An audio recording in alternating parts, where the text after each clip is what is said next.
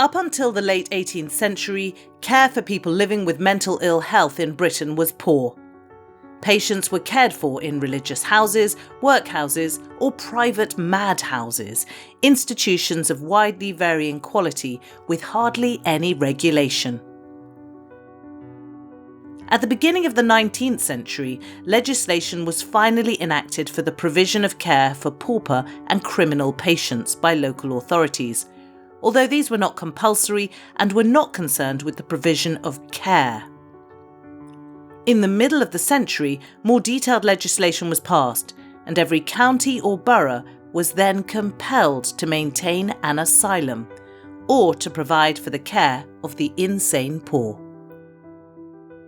Throughout the 19th century, increasingly detailed laws were passed to provide for the financing and building of asylums, as well as their staffing, the care to be provided, and for independent inspection by national and local bodies.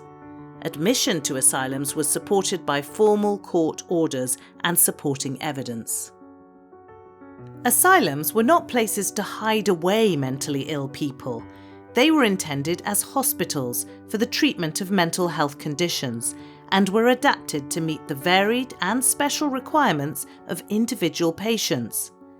The aim was for patients to be well looked after and given the opportunity to recover and be able to resume their lives. Perhaps the most famous asylum in the country's history is the Bethlehem Royal Hospital, which has existed in various forms and locations since 1247 and has evolved into a major modern psychiatric facility.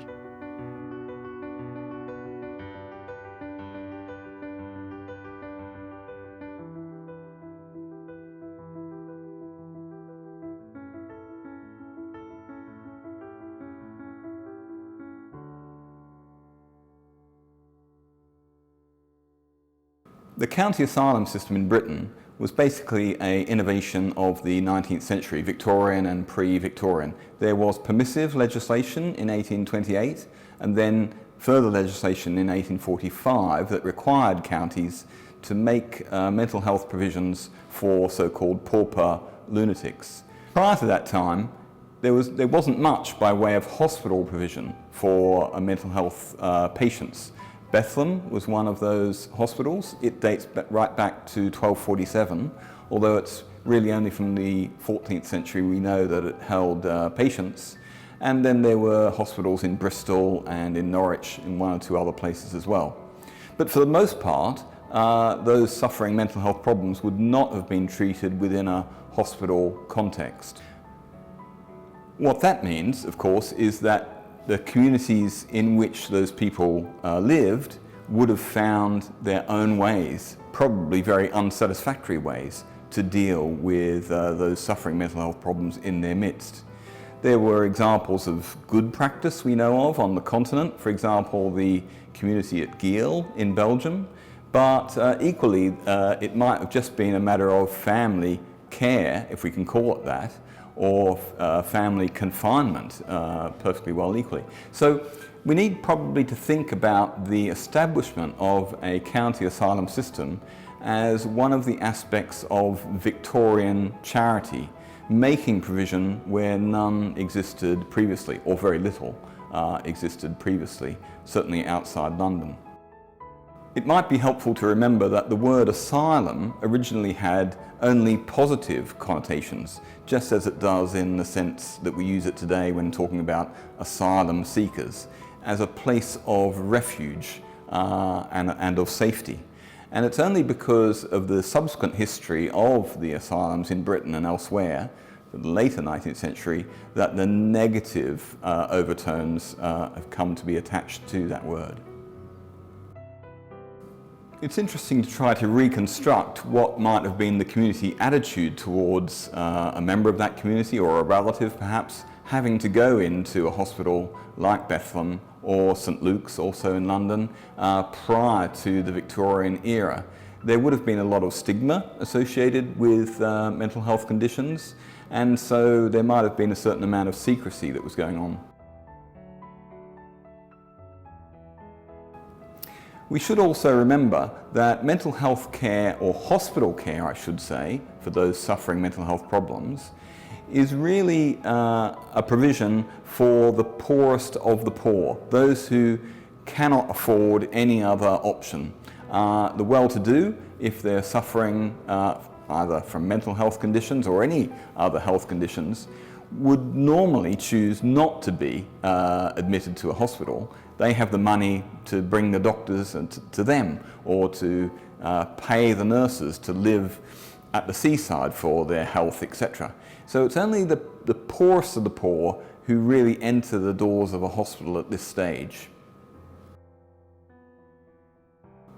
In thinking about what it may have been like to have been a patient at Bethlehem, I guess part of the reason for thinking that is to wonder whether we would be able to stick it ourselves. And actually I think that probably we in the 21st century would find living in the 19th century per se quite tough. So the key thing about being a patient at Bethlehem or another mental hospital in the 19th century is that by being there, you'd lost your liberty. You were there without your consent, and that would have acted as a constraint on your living. In other respects, however, the provision made for you at Bethlehem or another hospital might have compared quite well to what you had access to outside the hospital, depending on your class and your condition of life. So in terms of what you ate, for example, I have here Bethlehem's General Report for 1843, which gives details of the diet of patients, the daily diet.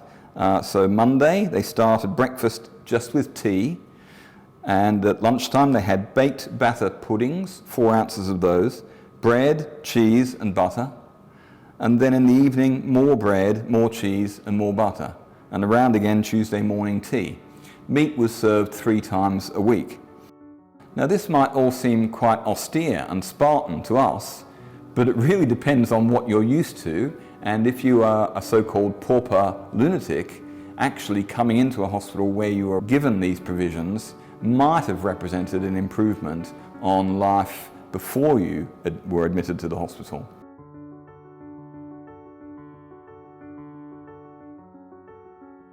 There were also occupations, things to do within the hospital, sewing, knitting, painting, interior decorating, bricklaying, as well as amusements, dances, piano, board games and so on, that were offered to the patients at the hospital in the 19th century.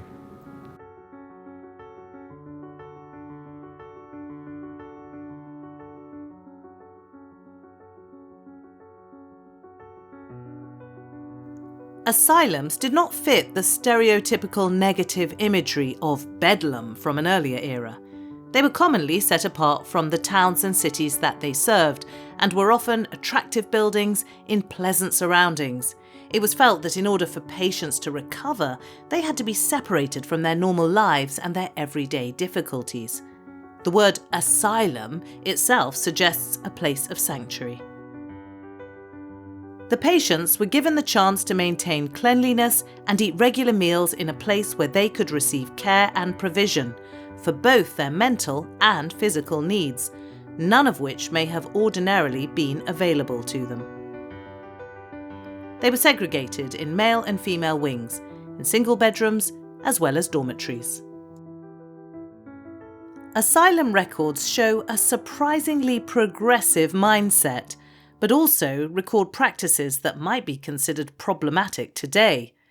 People could be admitted if they had symptoms of mental ill health arising from conditions such as alcohol problems, epilepsy, or postnatal depression. However, there were genuine attempts to think about how patients might be helped. An asylum was an almost self-sufficient community in which individuals at different stages of recovery could live together and receive the care and treatment they needed to help them return to the outside world. It also gave those living with incurable conditions an opportunity to live out their days in comfort, peace, and dignity.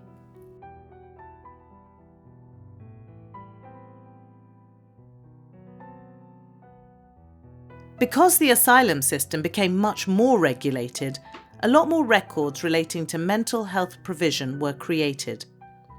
These included admission registers, patient casebooks, and superintendent's diaries, all of which can be used to gain insights into the patient's conditions, experiences, and behaviours, as well as administrative and financial records.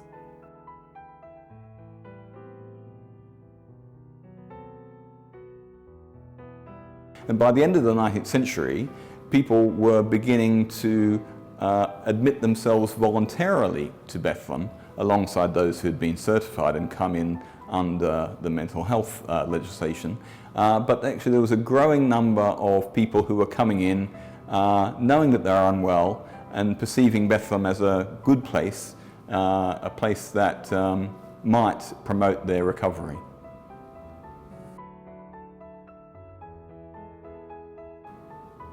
The history of the asylum system and those who were treated within it is for some a challenging and perhaps a troubling and perhaps even a triggering history. Here at Bethlehem Museum of the Mind, we often encounter people coming with some concerns about what it is they'll find when they come here.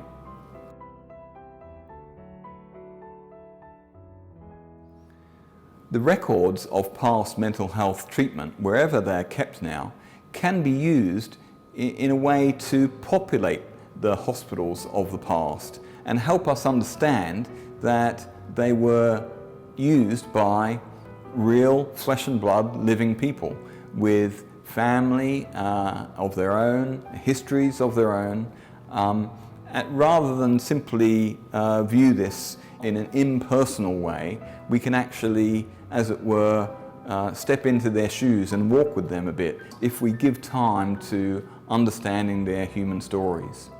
And that, I think, is a tremendously humane thing to do and can give us hope for the present and the future of mental health care.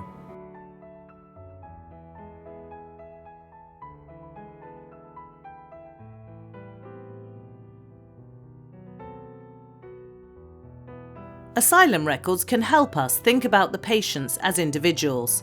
We can read about and remember those who appear in the records. But these records also allow us to think about ourselves and where we have come from. As a Change Minds participant, you can engage with people from the past and see how those with mental ill health were treated. This can help you voice your own experiences of living with mental ill health.